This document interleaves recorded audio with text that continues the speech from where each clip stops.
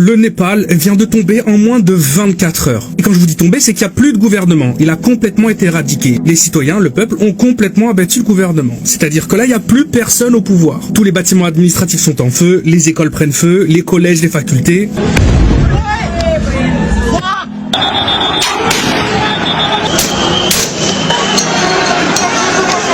Le grand palais de la capitale qui était considéré comme un bijou national. Mais ça va beaucoup plus loin que ça. Le peuple s'est directement rendu dans les domiciles privés des ministres, des premiers ministres, des gens au gouvernement et ont été les tuer en fait. Voilà, ça va pas plus loin que ça. Ils ont été les tuer. Alors pour ceux qui n'ont pas réussi à temps à fuir le pays en hélicoptère, ou bien aller se cacher dans des ambulances pour pouvoir ensuite traverser la ville sans se faire repérer pour aller se planquer dans des sous-sols d'hôpitaux ou des endroits où aucun citoyen pourrait les récupérer. On a quand même pas mal qui se sont fait choper, qui sont actuellement détenus par le peuple, et d'autres qui ne sont plus là tout court en fait. Le président du Congrès népalais, la ministre des Affaires étrangères, le secrétaire général du Congrès népalais, le conseiller en communication du Premier ministre, l'épouse de l'ex-Premier ministre, qui a fini cramé quand même, hein. L'épouse de l'ex-Premier ministre, qui lui était toujours encore au pouvoir sur d'autres fonctions. Hein.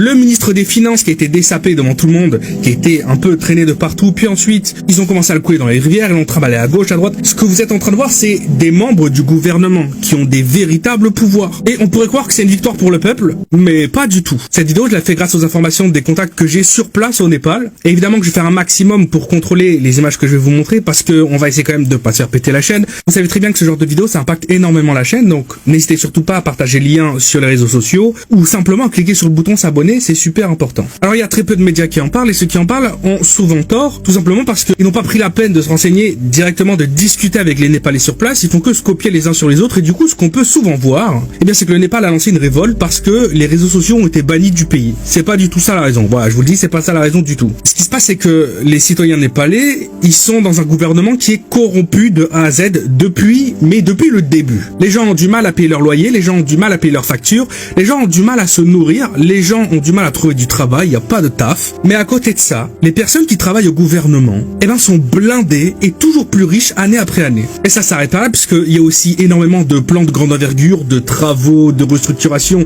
qui servent à rien au final. Et quand on se penche dessus, on se rend compte que c'est des millions, plusieurs dizaines de millions pour des trucs que personne ne voulait, à part le gouvernement, et des choses qui à la fin ne valent pas réellement la valeur de ce qu'on leur a donné. Mais attention, elle monte quand même depuis quelques années de plus en plus, avec justement les réseaux sociaux, parce que les enfants de ces personnes au gouvernement, eh bien, elles ont des réseaux sociaux, elles ont TikTok, elles ont Instagram, et le peuple commençait vraiment, mais alors vraiment en avoir marre, de voir que ces enfants de premiers ministres, de députés, de maires, bah, ils vivaient une vie de roi et de princesse. Et avec tout ça, les tensions qui montaient, les Népalais ont commencé eux-mêmes sur les réseaux à créer des comptes, à créer des vidéos, en dénonçant un petit peu ce mode de vie qui est complètement ridicule. Hein. C'est hallucinant parce que toi, tu vois que tu galères, tu vas marcher pendant une demi-heure pour aller à ton école, à ton collège, à ton lycée, tu galères pour manger, tu rentres le soir, tu vois que tes parents ils sont rincés avec un job de merde et puis ils gagnent rien du tout. Et puis tu vois tous ces gens-là, tels des princes, des rois, ils ont eu marre. Voilà, ils ont eu marre. Donc ils ont commencé à bombarder depuis plusieurs mois des vidéos dénonçant ce principe. Et le gouvernement, qu'est-ce qu'il a fait pour régler ce souci? Eh bien, il a décidé de bannir toutes les plateformes, tous les réseaux sociaux du pays. Alors, tous. Ou alors, si les réseaux sociaux voulaient rester, il fallait qu'ils acceptent de signer un papier particulier. Et ce papier particulier, en fait, il donnait l'accès et le droit total dans le pays en question du gouvernement sur les réseaux sociaux. C'est-à-dire que toutes les plateformes, hein, YouTube, WhatsApp, Facebook, Twitter, tout ce que vous voulez, elles devaient donner un champ d'action direct et total du gouvernement sur les plateformes. Et le gouvernement, pourquoi il voulait ça? Parce que grâce à ce petit papier magique, il allait pouvoir avoir les informations, les coordonnées et l'activité de tous les Népalais sur Internet. Mais là, attention, je parle pas de Big Brother is watching, c'est qu'ils allaient être au courant de tout et ils allaient pouvoir tout faire. Supprimer n'importe quel compte en un seul clic, en une seconde. Supprimer n'importe quel post en une seconde. Interdire des mots-clés globalement sur les réseaux sociaux au Népal. Tu vois que quelqu'un sur Twitter va poster un truc en l'encontre du gouvernement, bon, le post est supprimé 45 secondes après, et 5 minutes après, il y a les flics qui sont chez lui pour aller l'arrêter. Bref, les réseaux sociaux, ils ont pas répondu, ils ont refusé. À part TikTok. TikTok quand même, lui, bon pour le coup, lui il a accepté. Du coup, le gouvernement il a fait quoi? Eh ben, il a banni tous les réseaux sociaux. Mais on parle de plateformes qui sont tellement là large en utilisation que le pays pouvait pas accepter ça. Par exemple, toutes les plateformes de communication, WhatsApp et compagnie, les gens pouvaient plus parler entre eux. Ils obligés d'utiliser le système télécom népalais qui est sur écoute et qui est entièrement monitoré par l'armée népalaise. Et sans parler de tous les commerces, t'as plus Facebook, t'as plus Instagram, t'as plus Twitter, t'as plus Internet en fait. Donc c'est difficile, ne serait-ce que de faire fonctionner les business correctement. Et en partant de là, il y avait déjà un mouvement et une manifestation calme et sans violence anti-corruption qui devait prendre place avant-hier. Eh bien, c'est rajouter ça à un autre mouvement qui s'appelle le Gen Z, les Nepo Baby Gen Z. Ce sont en fait tous les jeunes népalais qui refusent de vivre sans Internet, quoi, sans les réseaux tout court. Et il y a peut-être des personnes un peu âgées qui regardent cette vidéo et qui se disent bon, mais ça leur fera du bien parce que les réseaux sociaux, ça vous brûle le cerveau. Non, mais en fait, j'utilise le terme réseaux sociaux, mais c'est les 3/4 d'Internet qui est interdit, quoi. Tous les moyens de communication, là, je parle. Vous imaginez bien le danger que ça représente quand un pays, il empêche ses citoyens de pouvoir contacter plus ou moins l'extérieur. Donc, il y a ce mouvement Gen Z Nepo qui s'est rajouté au mouvement de base qui était anti-corruption. Et ils sont partis manifester. Et pour être honnête, la manifestation était calme. Elle était plutôt calme. Pour une manifestation, les gens ils criaient quand même, mais c'était calme.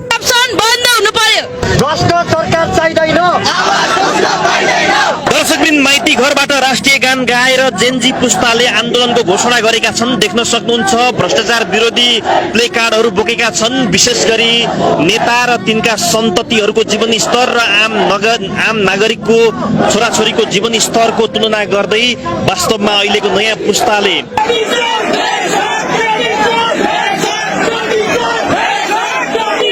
Mais le gouvernement n'a pas trop aimé. Du coup, il a commencé à les allumer avec des gaz lacrymaux et du guncoin, des flashballs, des balles en caoutchouc.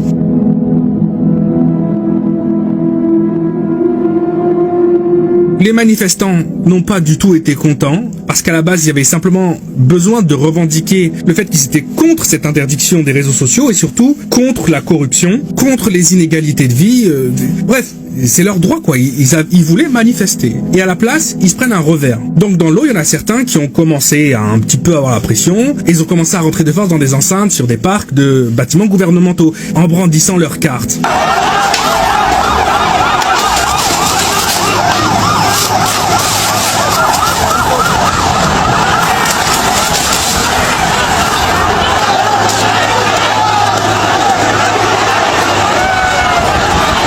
À ce moment-là, il y a une petite partie de l'armée qui est déployée, mais c'est surtout la police. La police est quand même énormément militarisée dans cet endroit-là. Ils vont parler au mégaphone, ils vont parler comme ça de loin, ils vont dire à tous les manifestants, ok, calmez-vous, levez tous les bras, levez tous les mains et avancez. Et les Népalais, ils pensaient qu'ils allaient enfin pouvoir communiquer avec quelqu'un du gouvernement. Ils pensaient que la manifestation, elle aboutissait à quelque chose. Ils ont vraiment eu l'impression à ce moment-là qu'ils allaient être écoutés. On leur dit c'est bon, levez les bras, avancez, on gère la situation. Donc c'est ce que les manifestants ont fait. Et puis là, la police, elle a commencé à allumer les manifestants à balles réelles.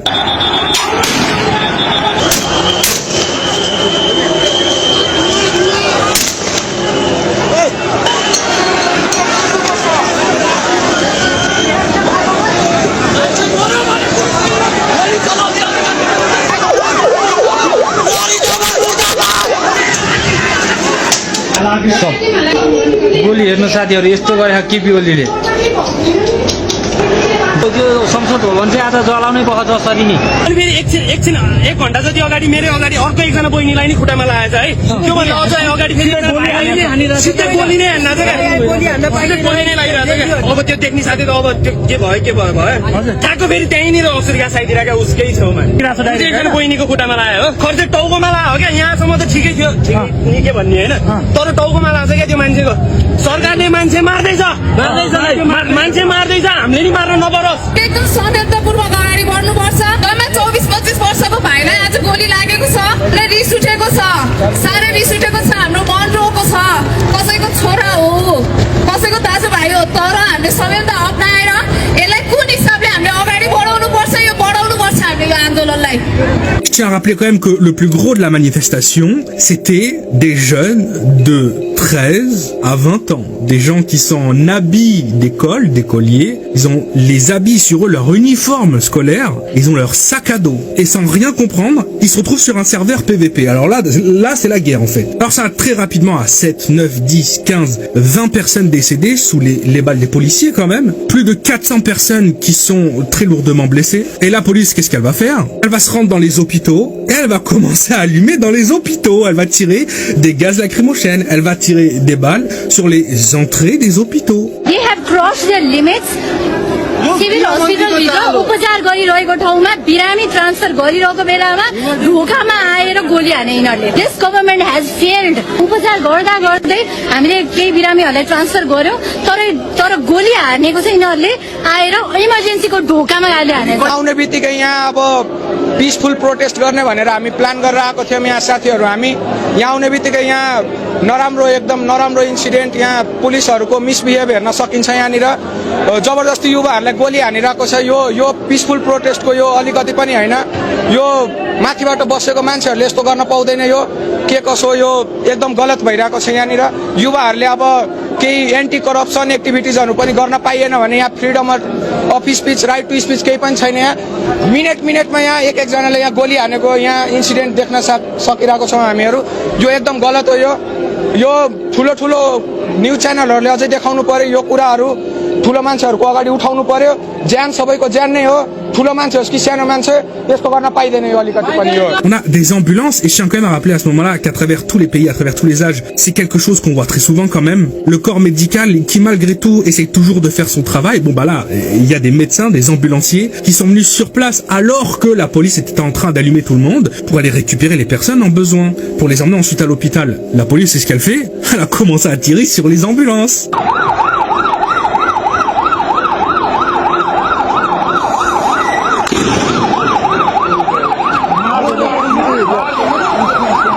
À ce moment-là, il faut savoir que le Népal est quasiment coupé.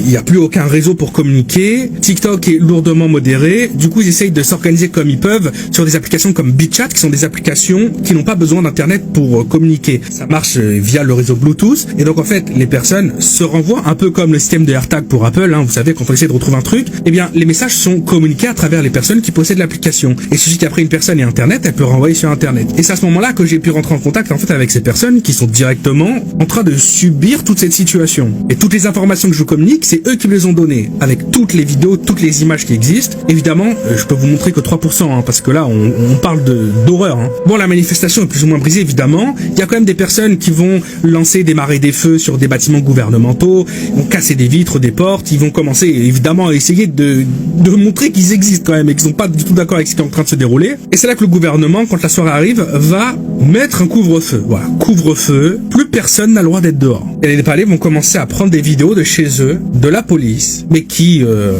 se croient, je sais pas moi, dans un monde parallèle. Des dizaines et des dizaines de vidéos de la police népalaise qui, dès qu'elle croise quelqu'un le soir dehors, elle le démonte. Mais quand je vous dis elle le démonte, c'est que je pense que la moitié des personnes que j'ai vues en vidéo ne sont plus là. Et là, on rentre, mais dans une fiction totale, tellement c'est difficile à croire et pourtant réel. Il y a des gens qui vont filmer la police, faire du porte-à-porte en pleine nuit, 23h, minuit, 1h du matin, rentrer chez des gens et vider leur chargeur.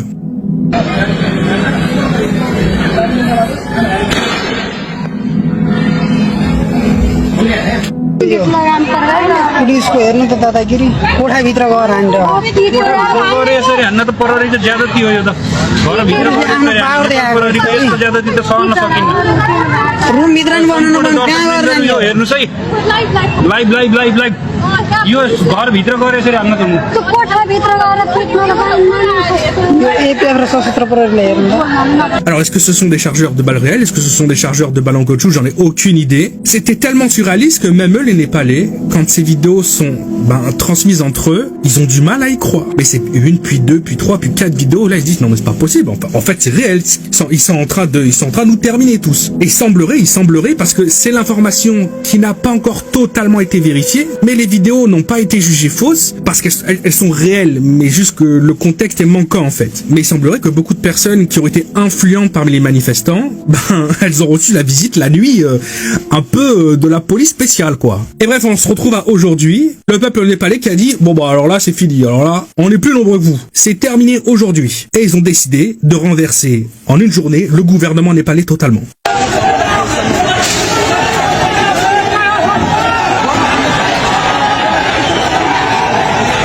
Donc le palais de la capitale qui est en train complètement de cramer, les parlements, tous les centres gouvernementaux, ils sont tous en train de brûler. Et on parle d'endroits où parfois il y avait des serveurs avec des données ou bien des archives. Et c'est là où ça sent très mauvais pour le peuple népalais pour la suite. Mais on en reviendra juste après. Donc tout est en train de cramer et les Népalais, ils arrivent un peu à prendre le dessus sur la police, sont beaucoup plus nombreux. Et à ce moment-là, la police, il faut savoir que c'est pas toute la police qui a tiré à balles réelles. On est dans une situation où ça a été que certains policiers, il semblerait, en tout cas c'est ce que la police donne comme version, mais pas toute la police. Le reste de la police c'est encore avec des gaz lacrymaux ou bien des munitions qui font très très mal. Mais quoi qu'il arrive, la police elle perd le dessus et il y a même certaines vidéos, certains endroits où on voit qu'ils s'enferment et ils sont bloqués en fait parce que le peuple veut mettre la main dessus, ils savent pas quoi faire.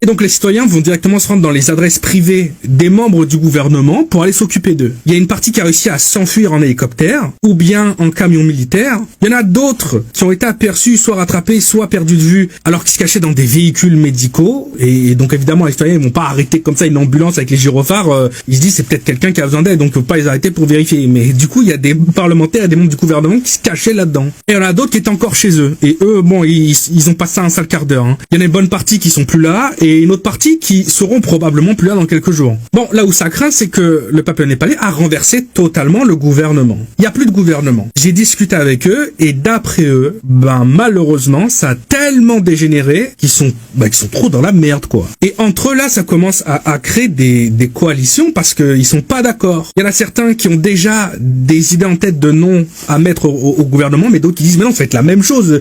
Lui, il s'est déjà fait gauler 3, 4, 5 fois pour corruption. On va pas recréer le même problème. Le Premier ministre, lui, a démissionné et bon, voilà, il a disparu. Mais l'idée générale, ça serait quand même, d'après tout le monde, après tous les Népalais avec qui j'ai discuté, pour eux, ils pensent que là, ça va être l'armée qui va rentrer au pouvoir. Donc une loi martiale qui va être appliquée et l'armée qui va diriger le pays, jusqu'à ce que ça évolue peut-être vers autre chose. Oui, parce qu'on pourrait se dire, mais comment un peuple peut renverser un gouvernement? L'armée dans l'histoire, l'armée elle est pas là? L'armée elle est là. Mais l'armée, pour l'instant, n'a pas décidé d'allumer tout le monde. Alors, il commence à y avoir des 4x4, des tanks, pour l'instant, ils ont pas démarré les gens. Et je pense que l'armée veut pas, en fait. Les Népalais, ils espèrent, ils ont très peur, mais ils leur font pas confiance non plus, mais ils pensent pas non plus, ça serait hallucinant d'imaginer, mais là où ça craint beaucoup pour le pays, et ils sont en train de se rendre compte, les manifestants, le peuple, qu'il y a certaines situations qui ont probablement été beaucoup trop loin, comme par exemple cramer des endroits avec beaucoup de données importantes pour le pays, beaucoup de documents. Là, il y a des tonnes de choses qui ont été perdues sur des prisonniers, des personnes recherchées, des propriétés, des comptes en banque, et ce qui se passe là, c'est que ils ont extrêmement peur aussi qu'avec les fêtes qui vont arriver, il y aura énormément de criminalité, pas grand monde pour les arrêter, pas grand monde pour savoir s'ils sont des récidivistes ou non, s'il faut les emprisonner ou non. Et toutes les personnes qui ont pu s'enfuir de centres de détention, est-ce qu'on sait qui on doit chercher pour ensuite aller les chercher? Est-ce qu'on a encore leur nom en fait? Donc tout ça, ça crée un gros problème dans le pays aussi. Je vous tiendrai au courant si il se passe énormément de choses en plus, mais je pense qu'à partir de là, j'ai déjà suffisamment fait le travail pour que d'autres médias mainstream financés par le gouvernement français prennent la relève. Comme je peux voir ces derniers temps, beaucoup de chaînes de télé qui utilisent quand même des vidéos pour faire les leurs. Je vous rappelle que je ne reçois aucune subvention, que ce soit publique ou privée. Il y a personne qui m'envoie du blé sur le côté. Donc si tu veux soutenir la chaîne, attention, je parle média, moi je parle de tous les sujets qui puissent exister, je suis posé tranquille. Mais si tu as envie de soutenir la chaîne, tu peux juste appuyer sur le bouton s'abonner et partager mes vidéos sur les réseaux. 19 morts, plus de 300 blessés, Katmandou est en feu. Oui, le Népal vit un moment apocalyptique. La génération Z a transformé les rues en champs de bataille après l'interdiction brutale de 26 réseaux sociaux. Ce qui devait faire taire le peuple a réveillé une révolution. Des bâtiments publics brûlés, le Parlement attaqué, les maisons des politiciens prises pour cible. Les rues sont devenues le théâtre d'une colère incontrôlable. Et le résultat est clair, le Premier ministre a démissionné. L'armée a été déployée, un couvre-feu imposé, l'aéroport de Katmandou fermé, mais la révolte ne s'éteint pas. La jeunesse crie sa rage. Stop à la corruption. Stop au népotisme. Ils refusent de se taire, refusent de laisser leur futur être volé. Malgré les morts, malgré les blindés, leur voix a été plus forte que les balles. Et ce n'est pas qu'une histoire du Népal, c'est une leçon pour le monde entier. Quand le peuple se lève, même les puissants tremblent. Jeunesse africaine, écoute bien. Ce qui se passe au Népal peut aussi être notre réalité. Si eux ont eu le courage de faire tomber un Premier ministre, pourquoi pas nous face aux dirigeants qui nous trahissent? Le message est clair, le pouvoir appartient au peuple. Et quand le peuple s'en souvient, rien ni personne ne peut l'arrêter.